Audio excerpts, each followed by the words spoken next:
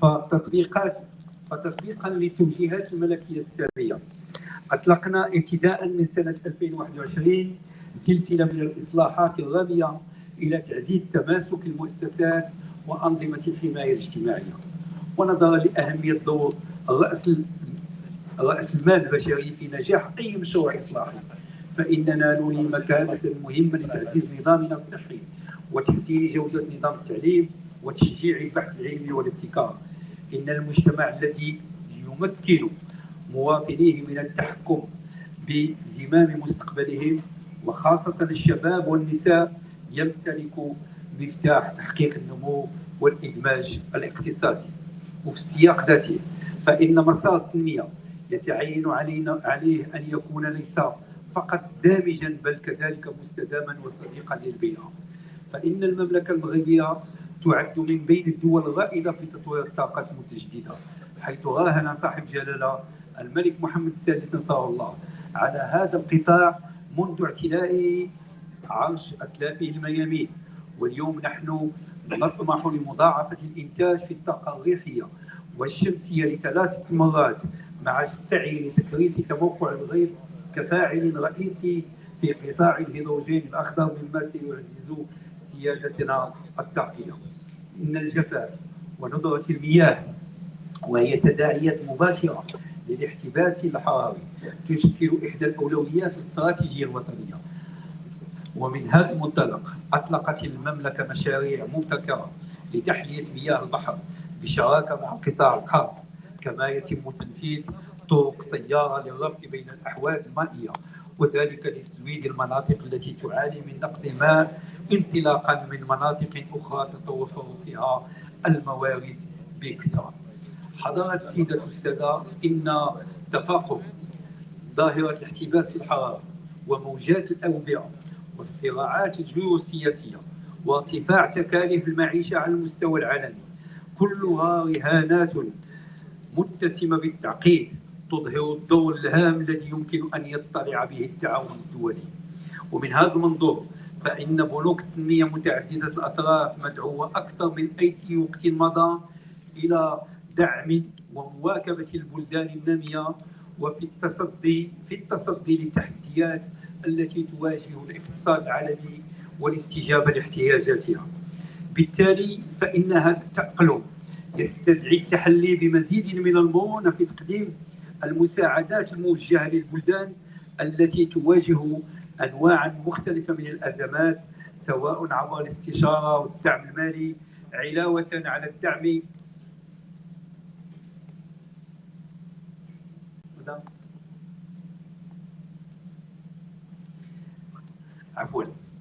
بالتالي فإن هذا التأقلم يستدعي التحلي بمزيد من المرونة في تقديم المساعدات الموجهة للبلدان التي تواجه أنواعا مختلفة من الأزمات، سواء عبر الاستشارة والدعم علاوة على الدعم من أجل استعادة التوازنات الماكرو الاقتصادية وغيرها.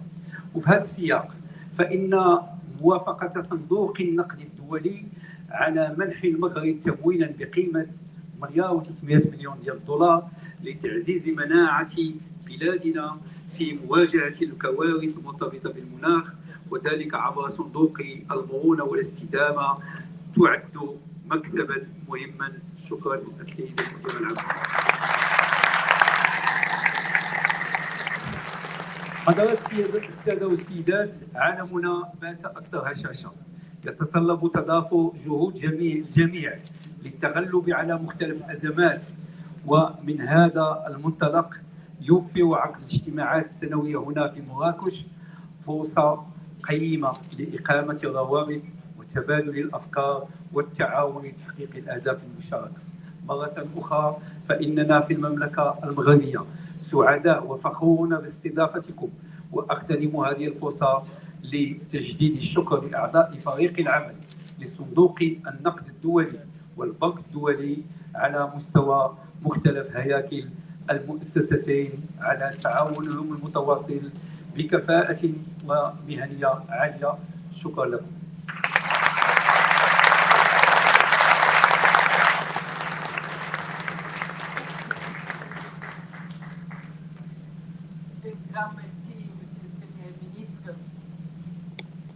for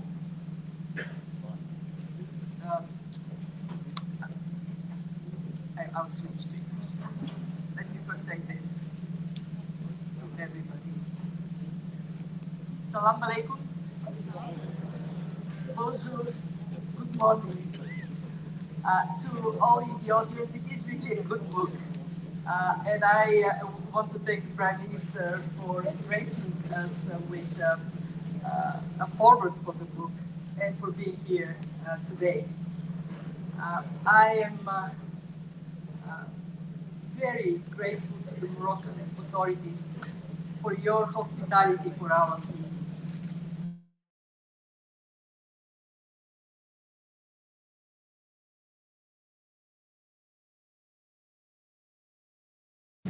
An earthquake struck. We feel for the families. We know that the solidarity of the Moroccan people is unmatched, from His Majesty to the government to the ordinary citizens.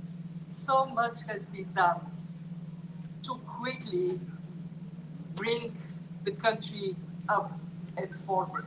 This morning, the Minister and I visited schools in the affected areas. In short 1 month, all kids are back at school. Some moved to schools that have not been affected, some in temporary buildings, some in tents, but all studying. And I can tell you that their smiling faces and their enthusiasm to learn is, to me, the strongest evidence for the bright future of this country.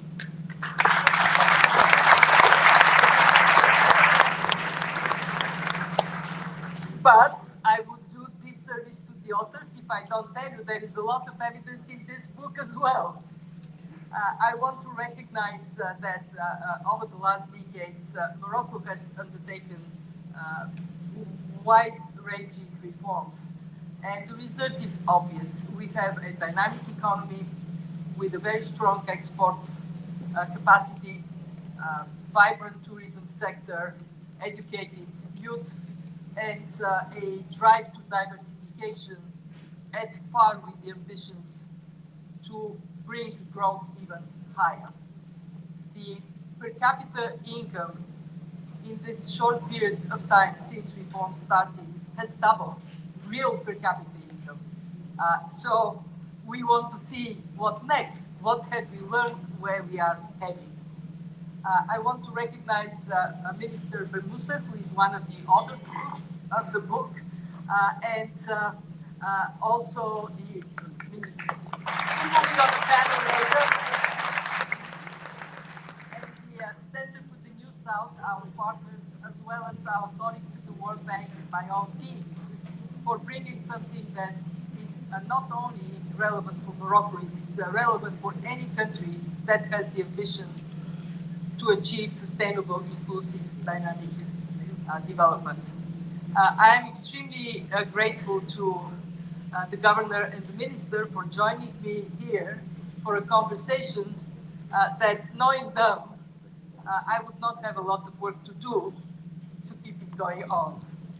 So let me first turn to the governor, to the minister. How would you reflect on the impact of the earthquake? For the minister, how do you see the recovery adding actually strength to the economy rather than subtracting from it? And then to the governor, have we calculated the impact on the economy? What is it? People would like to know. Minister. First, allow me, since it's our first event, to express my thanks for all the solidarity shown after this human tragedy of the earthquake, and for taking this great decision to gather in Marrakech for the annual meeting. Thank you for this. We had a chance, as you saw this morning, to see on the ground what's happening after the earthquake. And under the enlightened leadership of His Majesty the King, there has been a very disciplined organization with all, I would say, the stakeholders in Morocco to relieve and to give assistance to the population. It was priority number 1, 2, and 3. And I think we could deliver because within 3 or 4 days, we had all the victims, direct victims that were, I would say, all saved, the one who was saved, and our condolences for all the huge losses. But all, I would say, the setup for the safety, for the food, for water, and within a week for school, and this is very important. So we, under the leadership of His Majesty, we have constant meetings, first to recover for the direct damages, but also to come with a comprehensive, very ambitious plan to also come with solution with these invisible disparities that were in the region. So the story today is to build back better, as you mentioned, build maybe forward, with a plan of almost $12 billion. We will have a chance to give you some, I would say, insight of what's the plan. But this is the idea, is that when we are facing crisis, we also reinvent ourselves for a better future, especially for the young. Yes, this is so very true.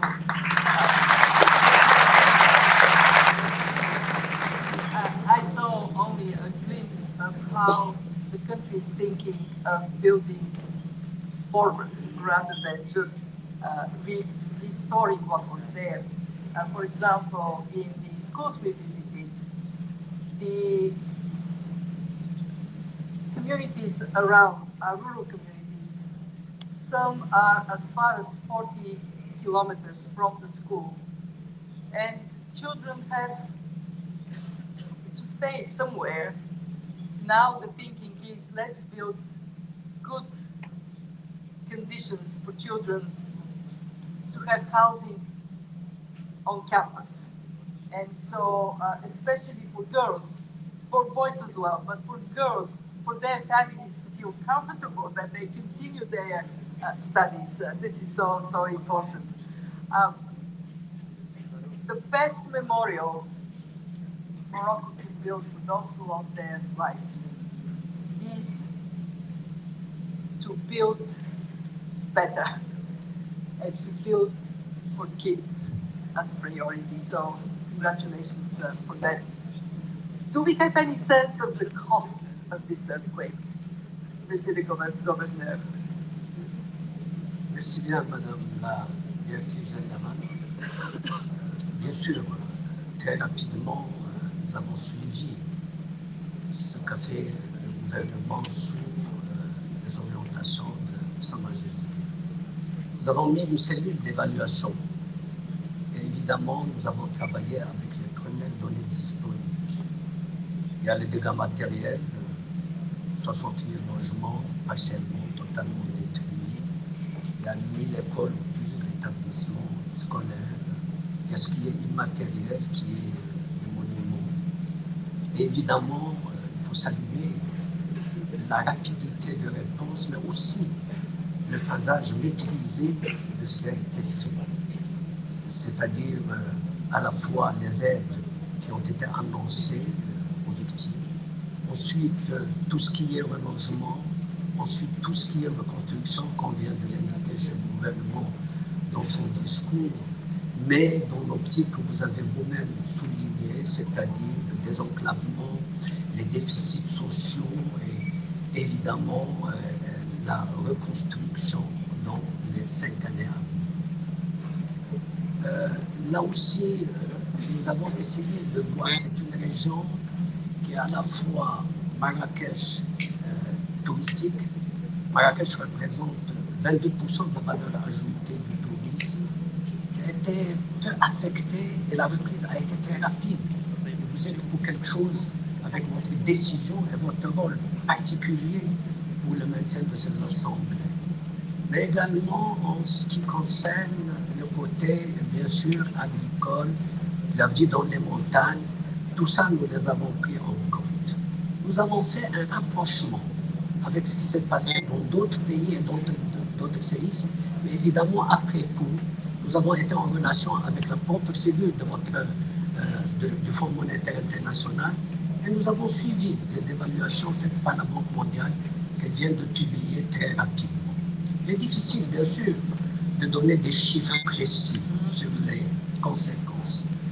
Mais ce que nous avons remarqué, c'est que contrairement, quand il y a des séismes de ce genre, eh bien, la croissance reprend. Et la croissance, on l'a vu, sur les 3 années à venir, dans un tas de pays, comme ceux qui ont vécu la situation que nous avons vécue, chacun avec sa spécificité, ben, il y a une reprise de la croissance. Maintenant, sur le plan des équilibres, je dirais macroéconomiques, ben, budget, ben, le gouvernement a annoncé le programme de 120 milliards sur les 5 ans à venir. C'est à peu près les 10% du PIB qui sont généralement l'enveloppe qui a été plus ou moins affectée par d'autres pays, réservée par d'autres pays. Sur le plan je dirais, compte courant, balance des paiements, il y aura certainement des impacts au niveau des importations, mais sur le plan aussi des autres composantes de ce que nous avons vu, eh bien, il y aura certainement des éléments positifs. Bien sûr, il faut attendre les chiffres au fur et à mesure disponibles pour mieux cerner de plus près les impacts. Mais nous pensons que les impacts ne seront pas sur le plan négatif autrement démesurés, mais par contre, il y aura aussi des éléments positifs. Ce qu'il y a, il y a aussi le compte qui a été ouvert de solidarité. Jusqu'à hier, nous sommes autour de 12 milliards de dirhams, ce qu'il faut bien applaudir pour la solidarité nationale. Et je vous assure aussi pour la solidarité extérieure avec des personnes physiques que vous ne pouvez pas imaginer, qui ont souscrit au niveau de ce fonds-là. Mais bien sûr, là aussi, si besoin en est, s'il faut négocier avec les organisations internationales, Fonds, Banque mondiale, etc., le Maroc a encore des marges de manœuvre intéressantes. Voilà, madame, ce que je voulais dire.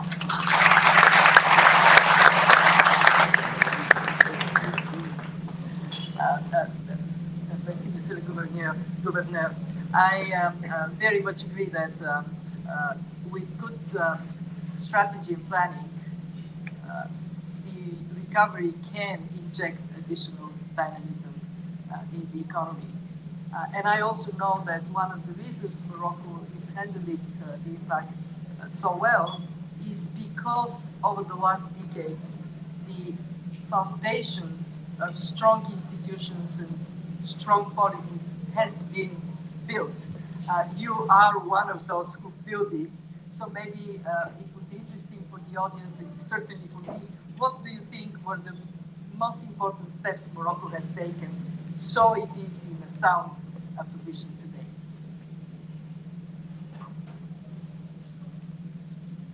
Écoutez, madame, partons, disons, d'un autre séisme des années 80. Nous avons eu une crise de change. Nous avons rééchelonné la dette. Nous avons rééchelonné la dette et fait un programme d'ajustement structurel avec vous et avec la Banque mondiale. Bien, vous me dites qu'est-ce qui a fait un petit peu qu'on s'en est sorti. Je vous dirais c'est les réformes structurelles qui ont été mises en place. Je ne vais pas les citer, les gens ici les connaissent aussi bien, que ce soit sur le plan régime de change, restrictions au niveau du commerce, liberté des prix, fiscalité, et j'en passe.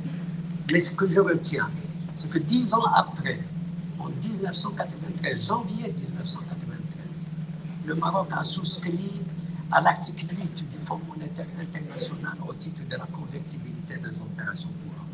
Il a repris le paiement normal de ces échéances de dette. Et je rappellerai aussi qu'au cours de ce réchauffement, jamais le Maroc n'a fait défaut au niveau de n'importe quelle échéance de dette. Là, nous en sommes arrivés là.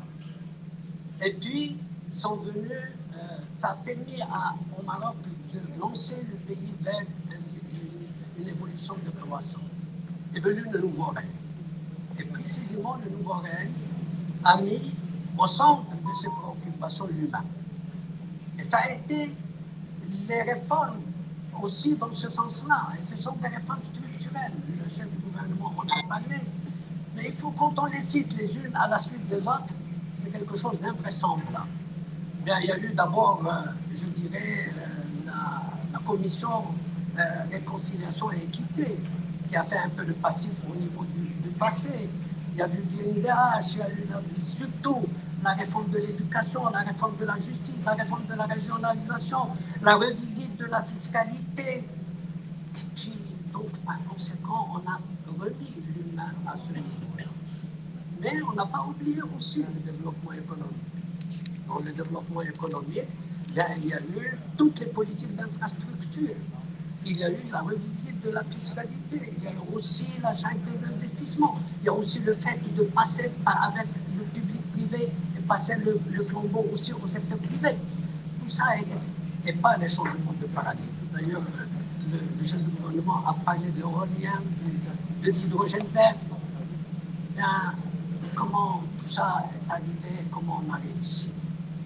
Ben, je pense que très simplement, avec un leadership éclairé, une mise en, je dirais, une mise en œuvre de ces réformes ordonnées, évidemment pas tout le temps parfaites, mais bien ordonnées, et suivies, et je dirais aussi avec bien une relation confiante et suivie avec les organisations internationales.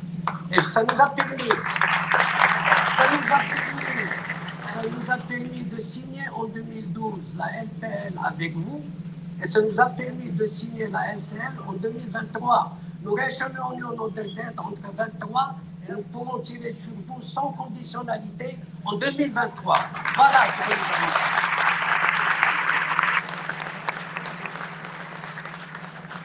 And I want to stress that Morocco is, for now, and I hope not for longer, the only country on the African continent that is eligible for flexible credit line. So,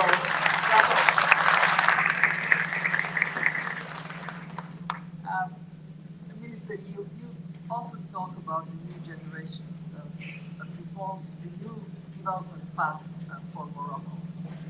Can you tell us more about that?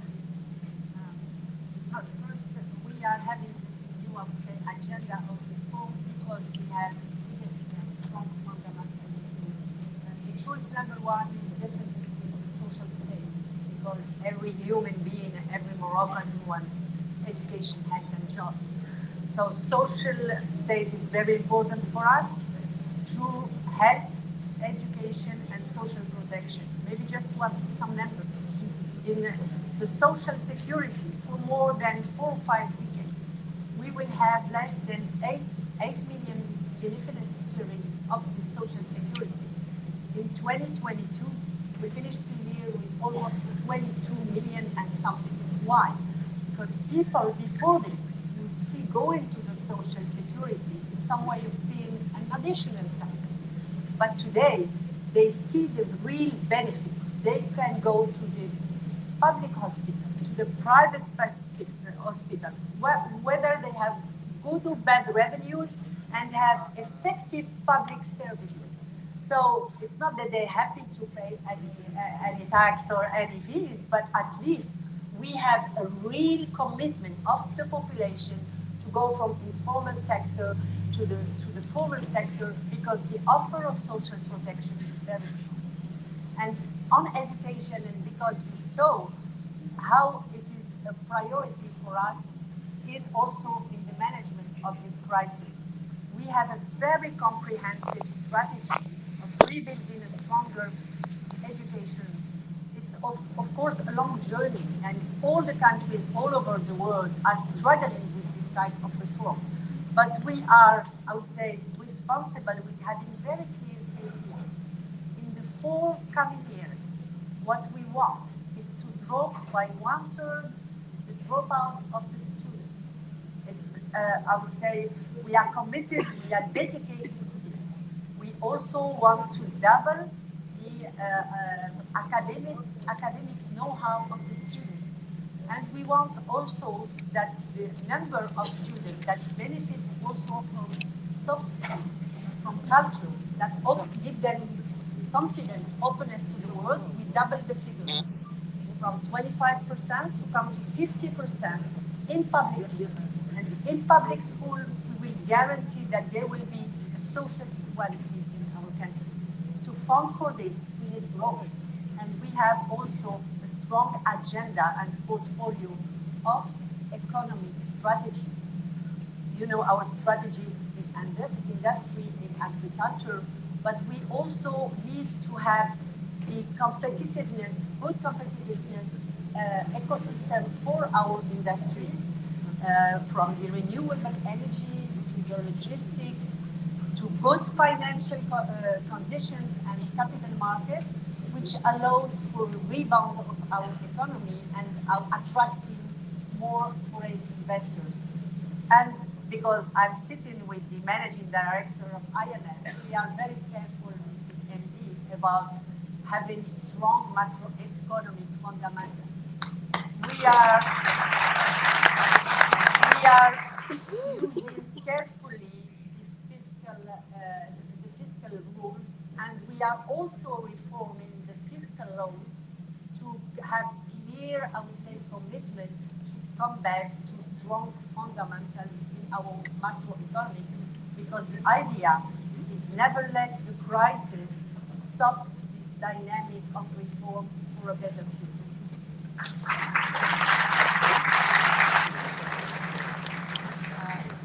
It is wisdom. I hope you would communicate broadly when we are with all the ministers and central bank governors, because indeed after two unthinkable shocks, the COVID pandemic, the war, the cost of living crisis that came, there has been a lot of pressure on public budgets to spend to support households and businesses. And now they have to continue to invest in the future and yet bring back buffers, because we don't know when the next shock is going to be, but we know it will happen. So thank you for the message you conveyed here. And since we are in Marrakech for the meetings, I would be very interested to hear from you on the first day of the meetings. What are your expectations? What are your expectations from the meetings, and what are your expectations from our institutions? Monsieur le Gouverneur, when we finish the week, how would success look like? Bien.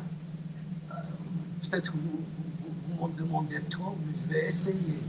D'abord, je pense, c'est d'abord la terre où nous vivons ensemble. J'ai retenu une formule du secrétaire général des Nations Unies. Il disait: nous avons ouvert les portes de l'enfer. Je pense que les assemblées ici à Marrakech, vous devez contribuer au maximum à refermer les portes de l'enfer.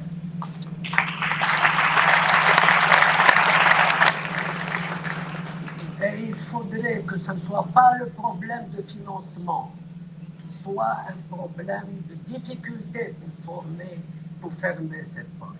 Ça serait malheureux que l'humain bute contre des problèmes de financement quand il s'agit de sa survie. Et là, nous comptons beaucoup sur vous. Nous savons ce que vous avez fait au niveau du Covid et de l'accès équitable au vaccin. Nous savons ce que vous avez fait au niveau du G20 en ce qui concerne la dette des plus vulnérables. Nous savons ce que vous avez fait au niveau de la redistribution des dettes. Mais l'enjeu aujourd'hui est existentiel. On vous demande encore plus, madame la directrice. Maintenant, une fois qu'on a essayé de résoudre le problème de la Terre, il faut essayer de résoudre le problème de l'humain qui est au niveau de la Terre. Donc, je pense qu'il faut vaincre la pauvreté. Il faut vaincre l'analphabétisme.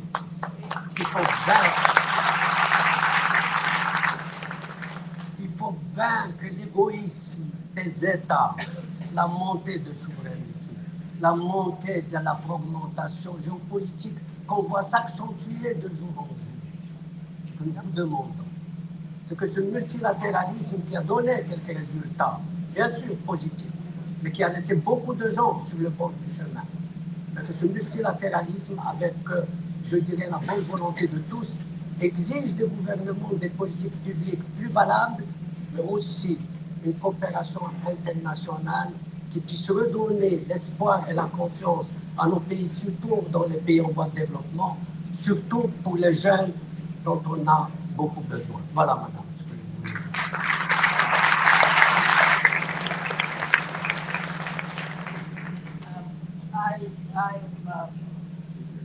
I hope that many are listening to you, because yes, indeed, the stakes are high.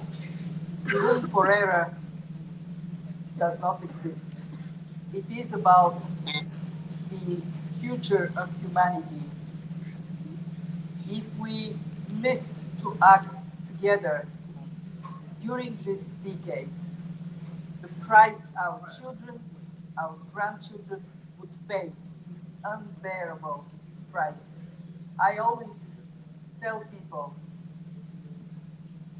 when you're faced with a decision that concerns the well-being of future generations, and these are the decisions we are taking today, please look at the picture of your family, of your kids, of your grandkids.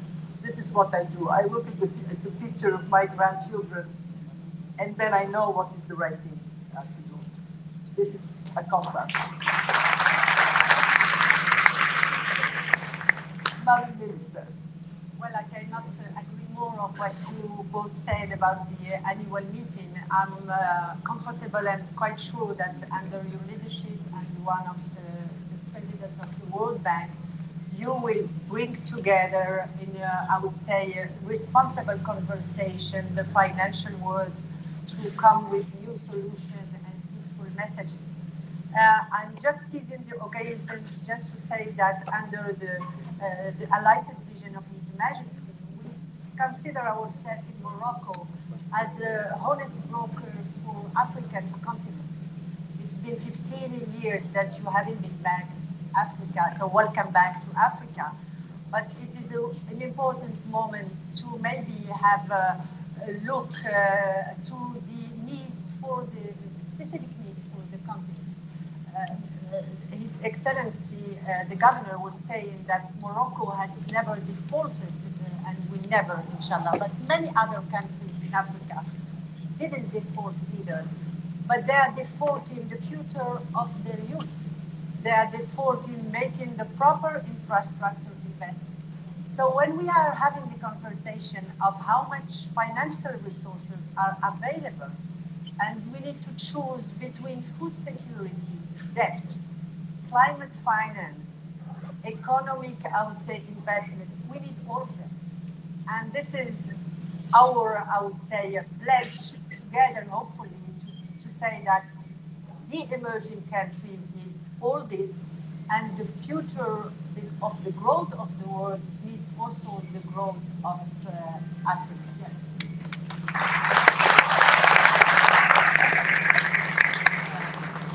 I embrace all you have said. We come here for the meetings. We focus first, what are the right policies at this time of uncertainty, how we can collectively see better through the fog in front of us. Second, how we can mobilize more resources for vulnerable emerging market economies for low-income countries. Third, how we can address with higher impact the issue of debt. And last but not least, how can we nurture the solidarity among nations, without which we simply cannot deal with the challenges ahead of us. You, Morocco, you are offering us a lesson of solidarity. You're also amplifying the voice of the continent. And I can say, in my heart of heart, a prosperous 21st century is only possible with prosperous Africa. Here are the young people. In the north is the capital, with aging populations. If we build a bridge for capital to travel, where it will make a difference. Africa would do well, the world would do well.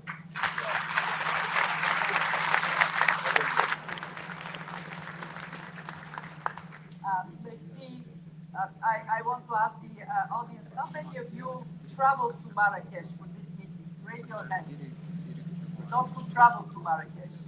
Okay, so we are going to see more hands in the air as we go through the second day and the third day. One thing I want to recognize is we have full house today. I thank you all very much for being with us, and thank you, Governor, thank you, Minister, for your contribution.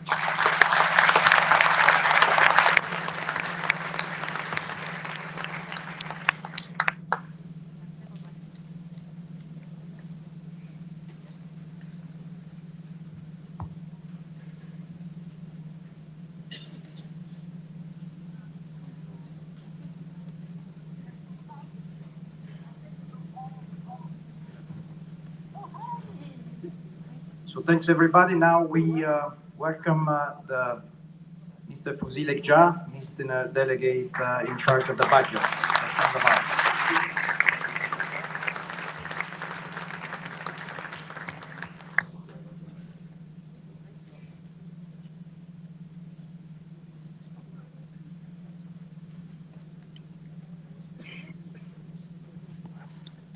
بسم الله الرحمن الرحيم. السيد رئيس الحكومة المحترم، السيد والي بنك المغرب، السيدات والسادة الوزراء، السيدة رئيسة صندوق النقد الدولي، السيد رئيس البنك العالمي، أيها الضيوف الكرام. أود في البداية أن أعبر لكم عن سعادتي البالغة وأنا أجدد لكم الترحاب في مدينة مراكش، ولو أن هذه المدينة لا يحتاج فيها المرء إلى الترحيب، لأن مراكش مدينتنا جميعا، مدينة عالمية، كل من يطأ أرضها يحس أنه في بيته. ولا شك أننا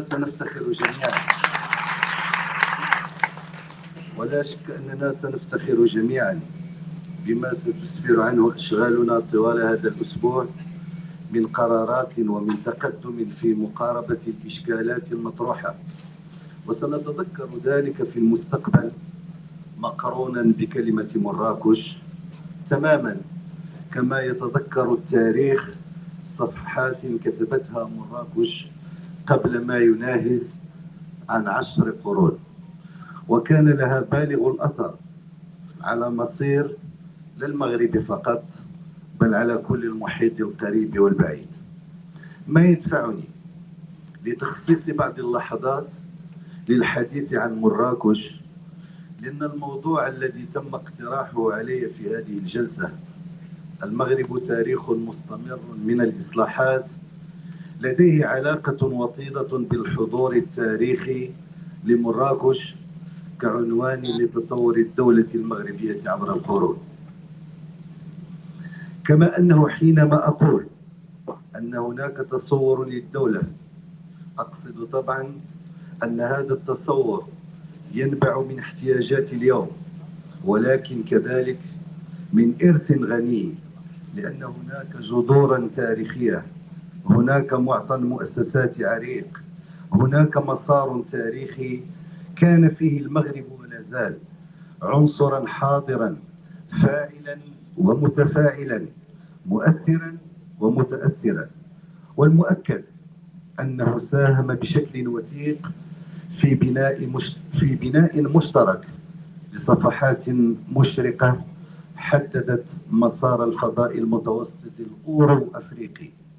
طبعا لسنا في ندوة تاريخية، ولكن قد يكون مفيدا أن نلقي نظرة عابرة على بعض الدلالات التاريخية والمؤسساتية وكيف ساهمت في صنع هوية الدولة المغربية.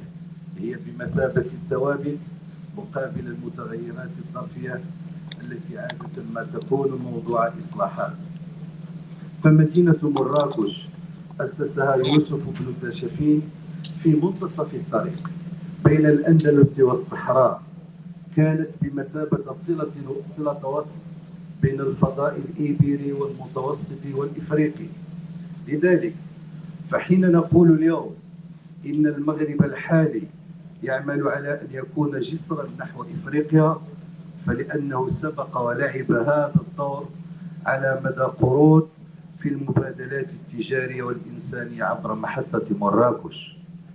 لقد ساهمت مراكش في إنتاج معطى حضاري مشترك في هذا الفضاء الجغرافي، فجامع الخرالدة في إشبيلية بإسبانيا وجامع الكتبية بمراكش بناهما نفس المهندس يعيش المالكي في القرن 12 من الزمن. ثم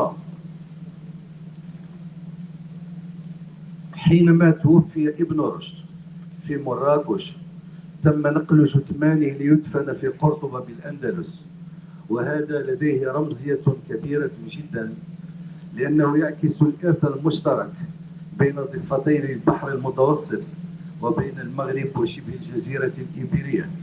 لدينا روابط قوية مشتركة ضاربة في التاريخ، ولدينا حاضر ومستقبل مشترك، وتنظيمنا المشترك لكأس العالم سنة 2030 مجرد عنوان من العناوين التي جمعتنا في الماضي وسوف تجمعنا في المستقبل.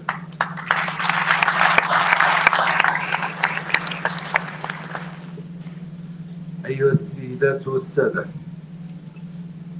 كما كان الحضور في الماضي البعيد، فإن حضور المغرب اليوم يجسده المسار المتسارع للتحولات التي عرفها طوال 25 سنة الأخيرة، خاصة منذ بداية حكم صاحب الجلالة الملك محمد السادس نصره الله.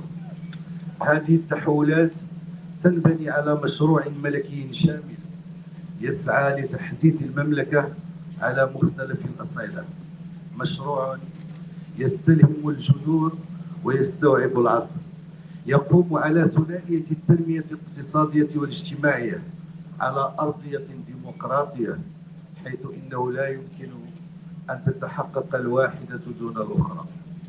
لقد قاد جلالة الملك مسارا تحديثيا متدرجا برؤية متبصرة وحكيمة على مدى أزيد من عقدين من الزمن، تحققت فيه لبنات متتالية همت كافة المجالات وحققت تراكما مكن المغرب من امتلاك مناعة وقوة أهلته لمواجهة مختلف الأزمات المحلية أو العالمية، ومواصلة البناء بثبات في إطار الاستقرار والانفتاح. فقد تمكنت بلادنا منذ نهاية القرن الماضي من وضع أسس نموذج تنموي متفرد يزاوج بين الإرادية والواقعية، نموذج برؤية واضحة ينبني على 3 أعمدة رئيسية ومتداخلة: ترسيخ المسار الديمقراطي والبناء المؤسسي لبلادنا. ثانيا، وضع استراتيجيات تنموية يتداخل فيها القطاع بالبنى التحتية والمشاريع المهيكلة وتنويع الأنشطة وتطويرها وعصرنتها.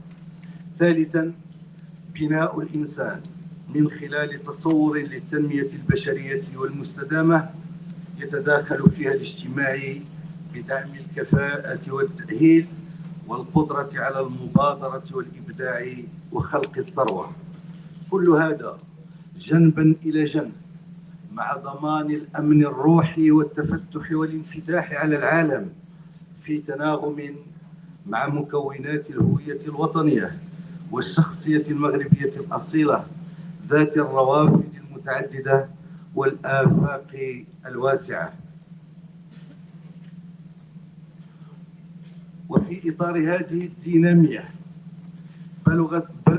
بلغت كل المراحل مراحل النضج لتستنتج إبراز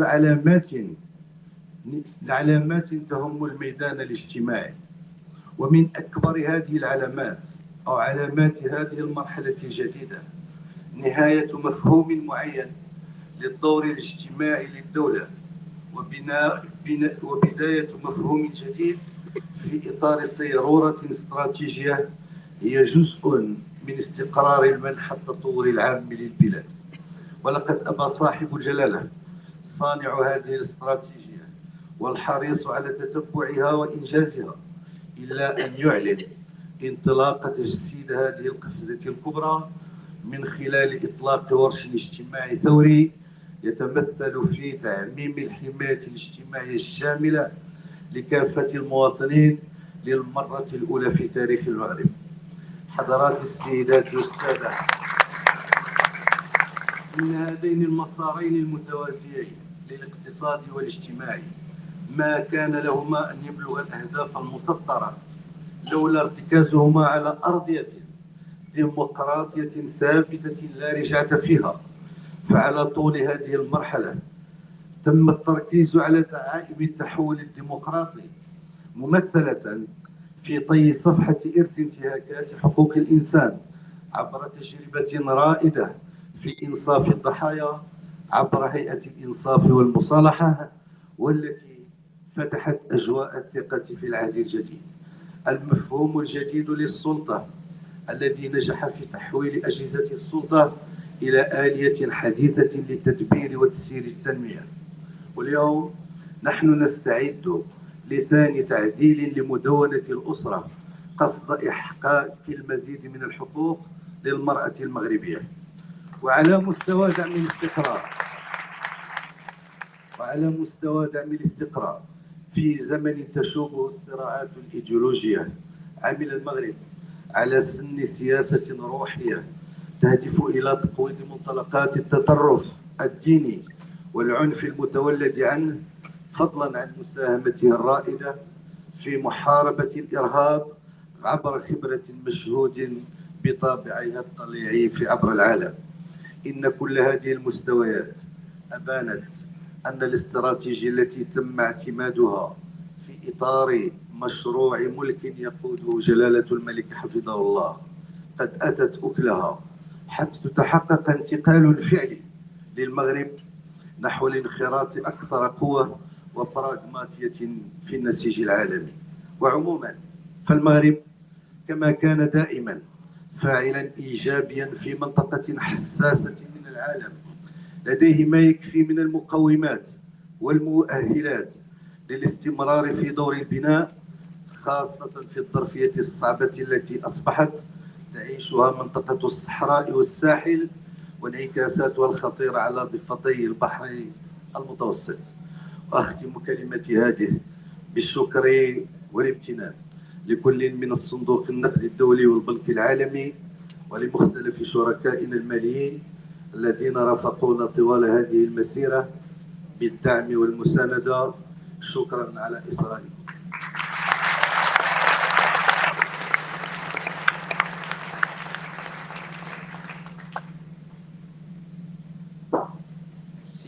Minister Leja, and now we're gonna show a beautiful video on beautiful Morocco. Just enjoy. Thank you.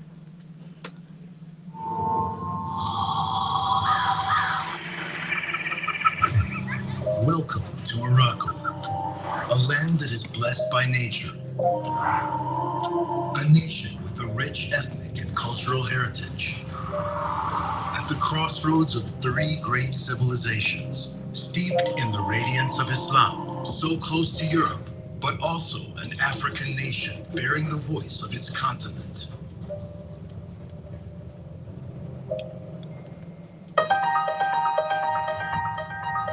Institutional continuity and sound leadership of the country's affairs have fostered progress and speeded development at the turn of the millennium, under the leadership of His Majesty King Mohammed VI. Over the past 2 decades, a series of reforms has propelled the Moroccan economy to a new phase of growth, driven by the diversification and strengthening of its productive fabric. Enhanced macroeconomic balances underpin a historic shift towards the implementation of ambitious sectoral strategies. The modernization of the agricultural sector as a driver of socio-economic development and the development of global business lines through the creation of industrial platforms offering cutting-edge solutions that are progressively carbon-free and export-driven. These industries serve roughly 100 markets through a number of free trade agreements. The deployment of world-class infrastructure throughout the kingdom has fostered its openness to trade, offering investors a wide range of opportunities in an economy that has emerged as one of the most competitive in the region.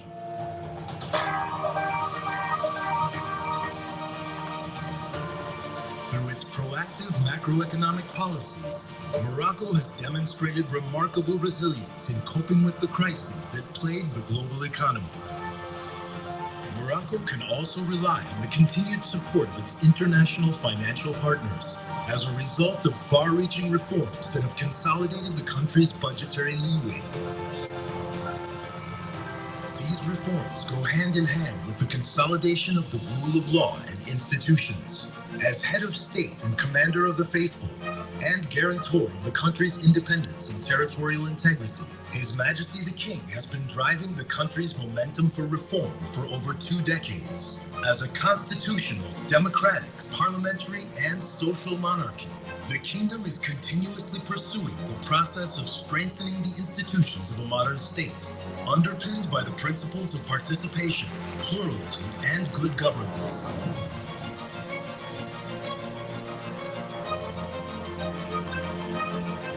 Meanwhile, the Advanced Regionalization Project is serving as a powerful driver for equitable territorial development.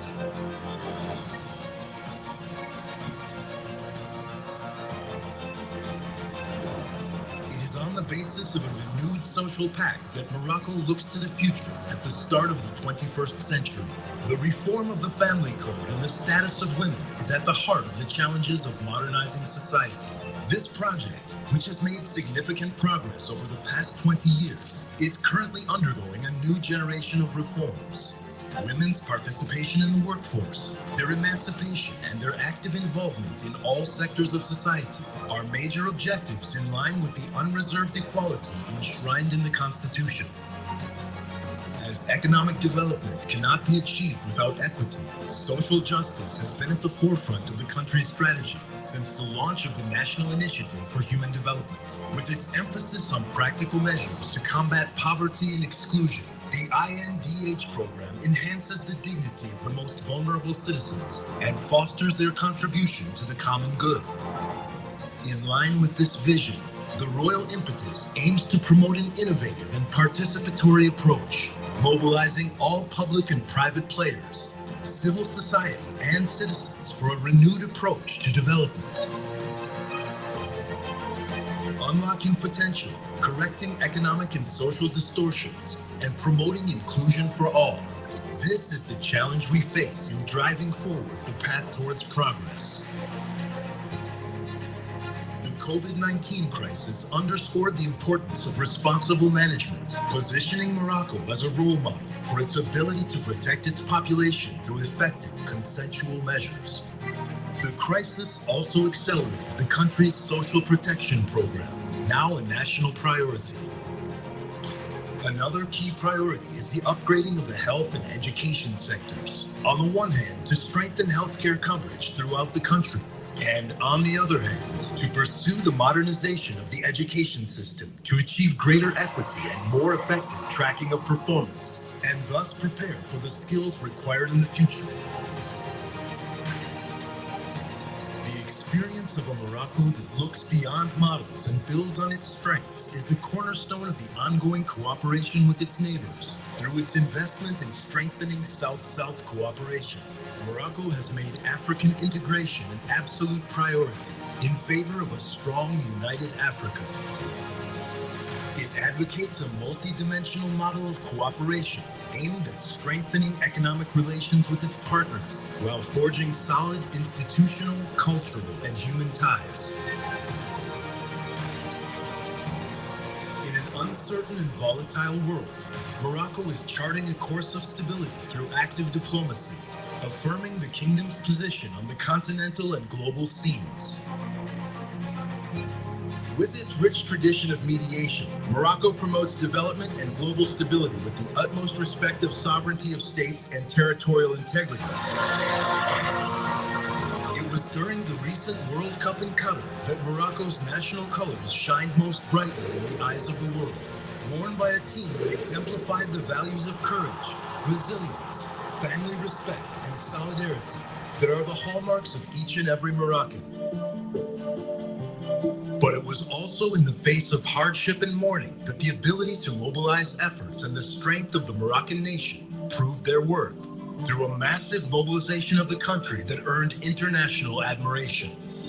Bolstered by its proactive approach and the mobilization of financial instruments with its international institutional partners, Morocco has rolled out a full-scale Marshall Plan dedicated to the areas devastated by the earthquake.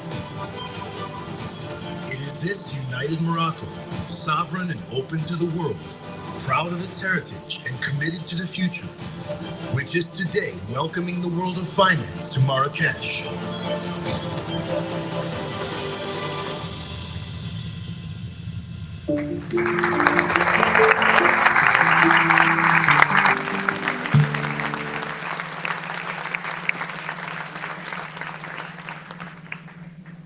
Okay, thanks a lot. So the next session is gonna take place in just a couple of minutes. Thank you very much.